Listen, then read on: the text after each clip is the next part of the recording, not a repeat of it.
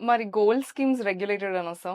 అదే safe. Gold schemes are under the companies act 2012 ఉంది. ఇది ఒక ఓకే. యాక్ట్ ప్రకారం నడుస్తుంది. గూడ్స్ అండ్ సర్వీసెస్ మీరు తీసుకున్నప్పుడు 11 మంత్స్ ఇన్ అడ్వాన్స్ పేమెంట్ చేయొచ్చు. ఓకే. అందుకే దీన్ని 11 మంత్స్ స్కీమ్ అంటారు. అవును. చాలా ఆర్ వరకు gold advance schemes payment scheme అంటారు. అవును. ఒక వెండర్ కి మీరు ఏదైనా సప్లైకి డబ్బులు పే చేస్తే 11 మంత్స్ లో మీరు గూడ్స్ డెలివరీ తీసుకోవాలి.